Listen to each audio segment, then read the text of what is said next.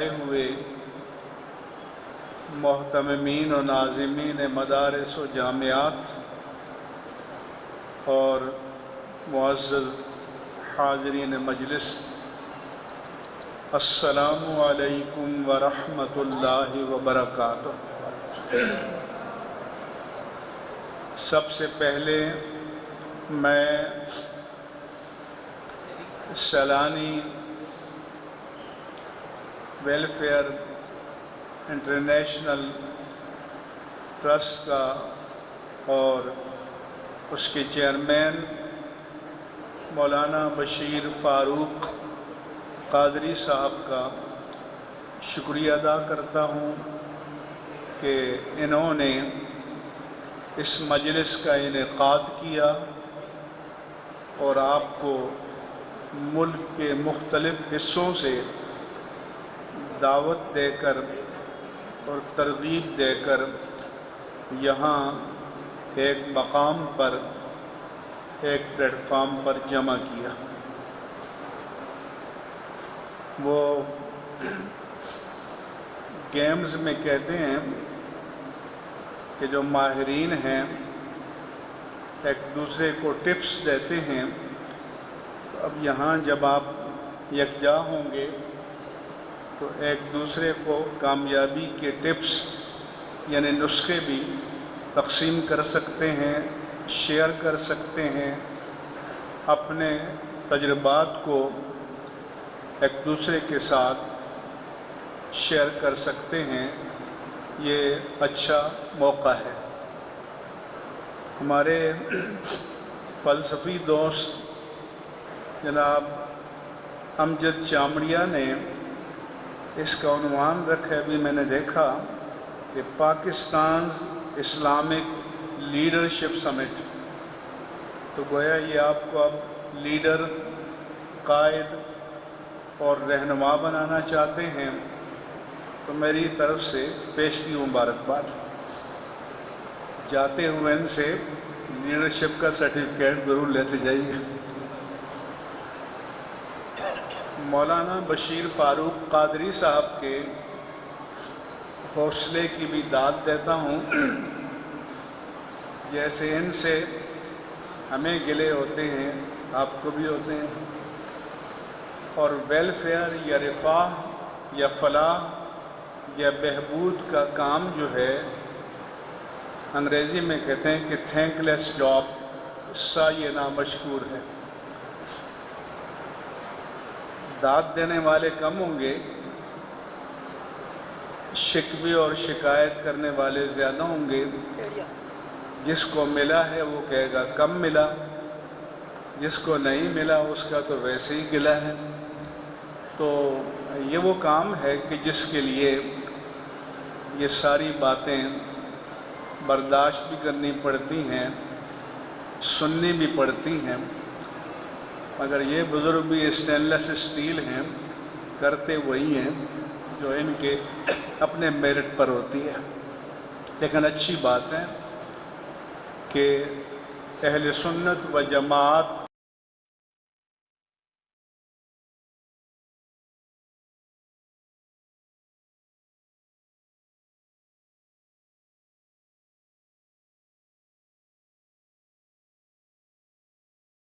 میدان میں،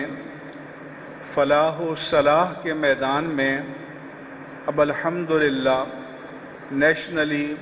اور انٹرنیشنلی ایک بڑا مسلم اور مانا ہوا نام ہے۔ میری دعا ہے کہ یہ ادارہ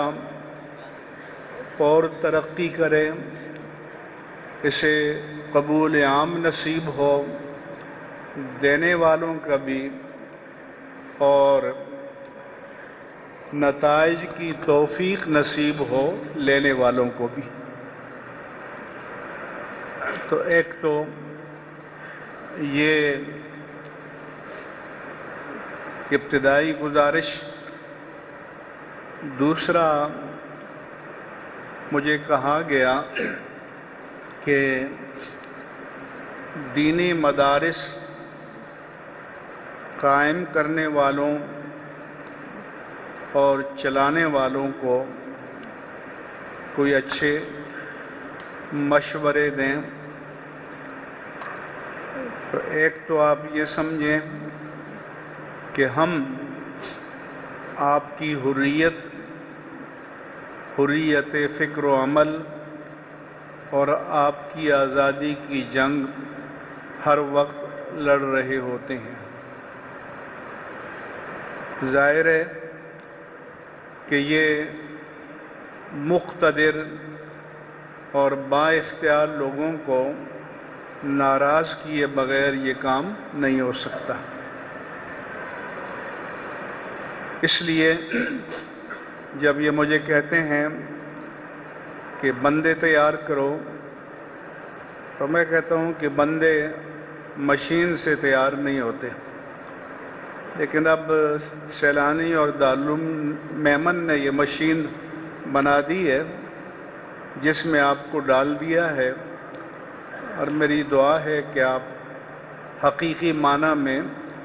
لیڈر بن کر نکلیں۔ لیڈر کے لیے میرے نزدیک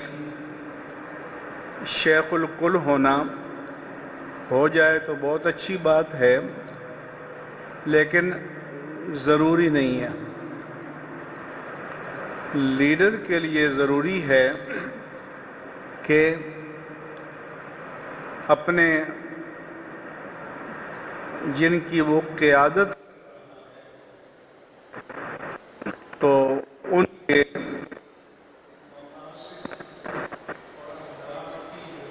کے لیے استقامت کے ساتھ کھڑا رہے۔ اسے جب لوگ آتے ہیں مشورہ دیں تو میں کہتا ہوں کہ جس نے لیٹنا ہے اس کے لیے کسی مشورے کی ضرورت نہیں ہے۔ ہاں، مشورہ اسے دیا جا سکتا ہے جو استقامت کے ساتھ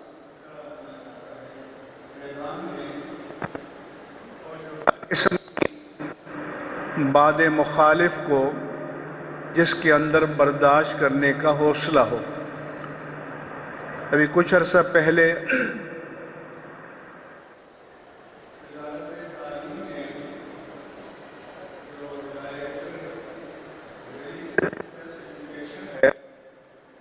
میں جو ریٹائرڈ ڈاکٹر غلام قمر نے آرٹیکل لکھا، مدارس کی رجسٹریشن حقیقت اور افسانہ، تو تنظیمیں تو بہت ہیں، لیکن بالآخر میں نے جواب دیا کہ مدارس کی رجسٹریشن حقیقت، تو میں نے لکھا کہ افسانہ تو جنرل صاحب نے لکھ دیا ہے، اب آپ حقیقت سنیں۔ اور ان کے دعووں کو میں نے چیلنج کیا، اور آج تک اس چیلنج کا جواب نہیں آیا۔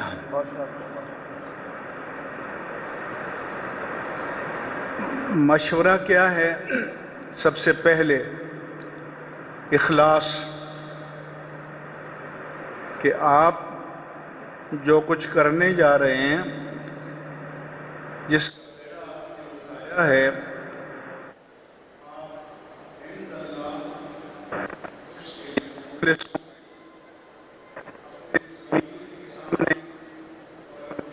اللہ، اخلاص ہو،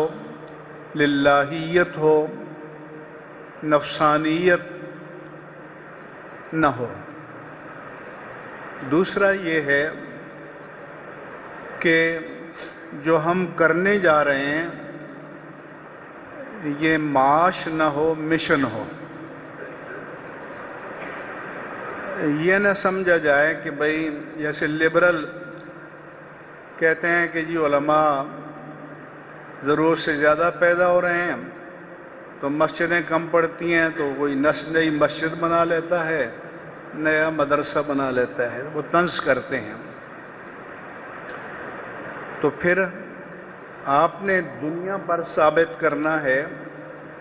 کہ ہم نے اگر مدارس اور مساجد بنائے ہیں تو معاش کے لیے نہیں، مشن کے لیے بنائے ہیں۔ یہ ہماری زندگی کا مقصد ہے، ہماری زندگی کا ہدف ہے، ہمارے ایمان کا تقاضا ہے۔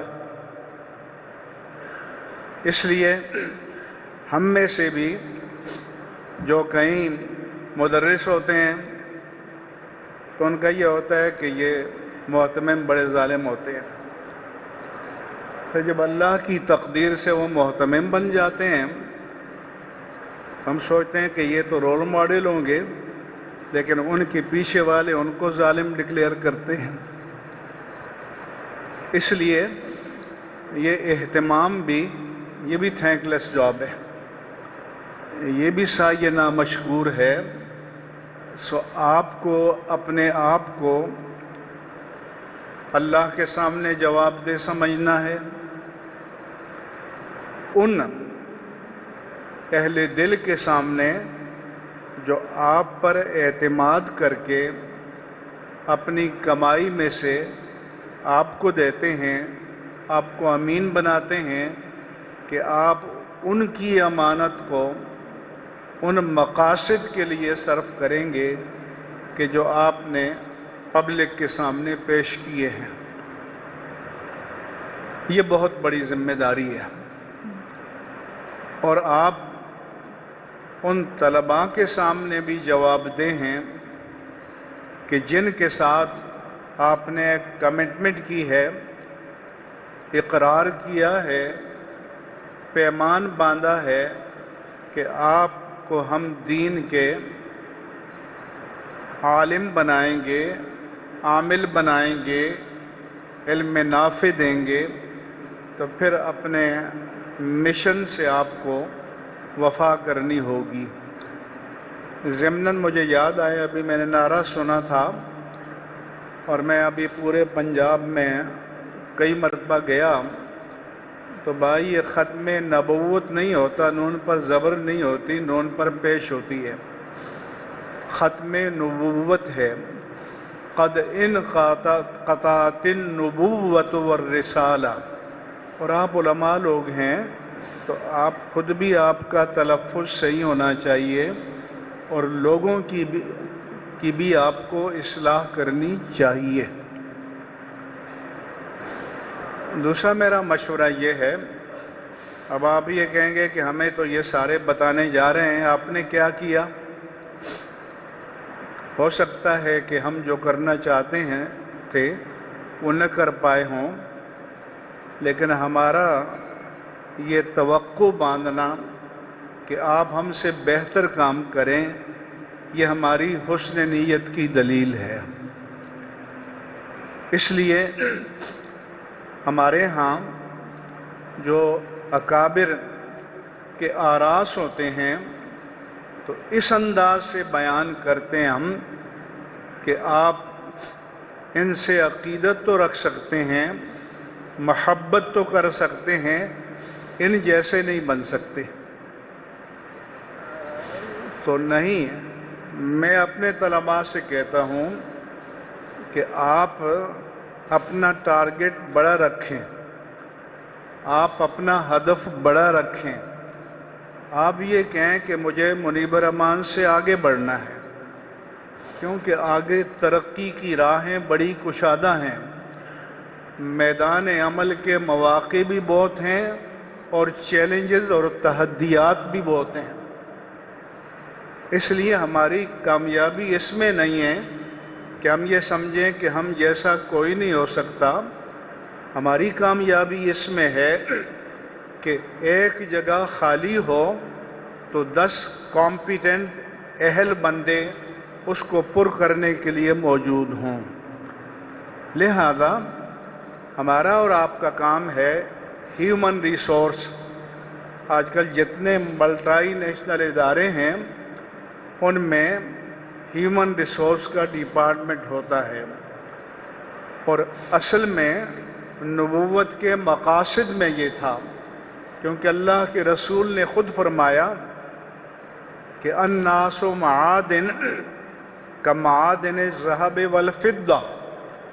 لوگوں کی مثال کانوں کی طرح ہے، جیسے سونے کی کان، چاندی کی کان، کوئلے کی کان، ہیرے کی کان۔ فرمایا کہ خیارہم فی الجاہلیت خیارہم فی الاسلام اذا فقہو او فقہو، کہ تم میں سے جس کے اندر جاہلیت میں کوئی ٹیلنٹ، کوئی جوہر قابل، کوئی کرنٹ، کوئی کمال تھا، تو اللہ کے نبی تخلیق نہیں کرتے، تخلیق تو اللہ فرماتا ہے، خالق تو وہ ہے۔ نبوت کا کام ہے ایکسپلور کرنا، دریافت کرنا کہ انسانوں کے اندر قادر مطلق نے جو جوہر کامل پوشیدہ کیا ہے اس کو نکھار کر سامنے لانا۔ مثال کے طور پر حضرت فاروق اعظم رضی اللہ تعالی عنہ کے اندر ایک جوہر تھا کہ جس کو باطل سمجھتے اس کے سامنے ڈٹ کر کھڑے ہو جاتے تھے اور اپنے مشن، اپنے موقف، اپنے ہدف کے لیے استقامت کے ساتھ رہتے تھے، اور ان کی استقامت کا عالم یہ تھا کہ معاذ اللہ ثم معاذ اللہ، اللہ کے پیارے رسول صلی اللہ علیہ وآلہ وسلم کو شہید کرنے کے ارادے سے نکلے، مگر جب اللہ تبارک و تعالی نے نگاہ نبوت کے فیضان سے ان کی قلب ماہیت کی، ان کے اندر جو جوہر قابل تھا، جو اسلام سے ٹکرا رہا تھا، اس کا رخ باطل کی طرف موڑ دیا، تو وہ فاروق تیار کیے کہ آگے چل کر اللہ تعالیٰ نے جن کے قدموں میں اس وقت کی 2 سپر پاورز کو ڈھیر کر دیا، اور 2 سپر پاورز تھیں پرشین امپائر کسرا اور رومن امپائر قیصر، ان دونوں کو فاروق اعظم کے قدموں میں ڈھیر کر دیا۔ تو اب خطاب کے بیٹے کو فاروق اعظم بنانے کا جو عمل تھا، یہ اصل میں نگاہ نبوت کا اعجاز تھا، یہ نگاہ نبوت کا فیضان تھا۔ چنانچہ وہ اپنی خلافت کے زمانے میں حج کرنے آئے اور مکے کی پہاڑیوں میں نکل گئے، اور کسی نے دیکھا کہ ان کی آنکھوں سے آنسو جاری ہیں، تو دیکھنے والے نے کہا کہ امیر المومنین آپ رو رہے ہیں، یہ تو مسرت کا مقام ہے، اللہ تعالیٰ نے